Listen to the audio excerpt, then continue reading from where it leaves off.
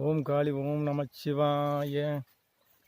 ஆறு கொண்ட வாரியும் அமைந்து நின்ற தெய்வமும் தாறு கொண்ட மாரியும் துளங்கி நின்ற தூபமும் வீறு கொண்ட போனமும் விலங்குமுட் கமலமும் மாறு கொண்ட கூவிலே மடிந்ததே சிவாயமே. ஓம் நமச்சிவாய. ஹூம் என்னும் மந்திரத்தை தொடர்ந்து உச்சரிக்க ஆறு போல் நாடி மேல் ஓடும். பின்பு அது கபாலத்தில் உள்ள கடலில் கலக்கும். இதனால் மலை துளி போல் அமுத ஊற்று சுரக்கும். அப்போது உள்வொளி தெளிவாகும். இவ்வகையான அனுபவம் சித்தர்கள் பிரபஞ்சத்தில் அணுந்து உணர்ந்த ஒரு பேரின்பமாகும். அப்போது உள்ளே இருக்கும் யோகம் என்ற ஞானத்தாமரை வெளிப்படும் என்று சிவவாக்கியர் கூறுகின்றார். பிரபஞ்சத்தை சித்தர்கள் அணிவித்து உணர்ந்து அண்டத்தில் மிண்டத்தில் சூட்சுமங்களை உணர்ந்து பேரின்பத்தை அடைந்தார்கள். ஓம் காளி ஓம் நம சிவாய. இப்பொழுது நம்ம பார்க்க இருப்பது புளிச்சி பழம்.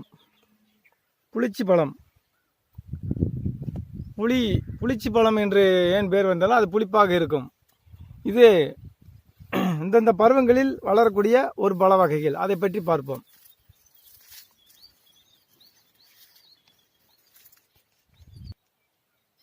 இப்பொழுது நாம் பார்க்க வேண்டியது புளிச்சி பழம். இதுதான் புளிச்சி பழம். இது புளிச்சி பழம் என்று ஏன் பேர் வந்ததென்றால் இது சாப்பிடும்போது புளிப்பாக இருக்கும். இது அந்தந்த பருவங்களில் தை மாசங்களில் இது இந்த கனியும் மலைகளில் இருக்கக்கூடிய பழங்கள் காட்டு பழங்கள் என்று சொல்வார்கள். இதை குரங்குகளும் மந்திகளும் மற்ற பறவைகளுக்கும் இந்த தருணத்தில் இவை உணவாகும். இது இரைப்பையில் உள்ள நோய்களை குணமாக்கும். நான் சாப்பிடும்போது இதை விதையோடு சாப்பிட வேண்டும்.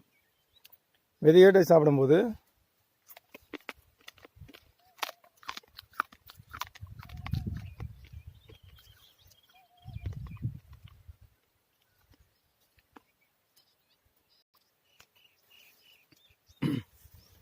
இது புளிச்சி பழம்.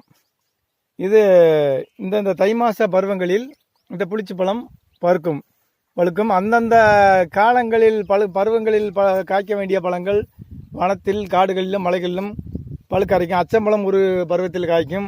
கிளா பழம் ஒரு பருவத்தில் காய்க்கும். கரட்டி பூலாம் பழம் ஒரு பருவத்தில் காய்க்கும். இது புளிச்சி பழ பருவங்கள்.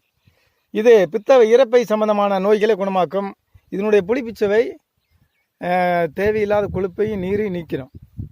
இதை நாம் இந்த கொட்டையோடு நாம் சாப்பிடலாம். காட்டுகளில் இயற்கைகளில் இலவசமாக கிடைக்கக்கூடிய ஒரு ஈசனுடைய ஒரு உணவு, இயற்கை உணவு.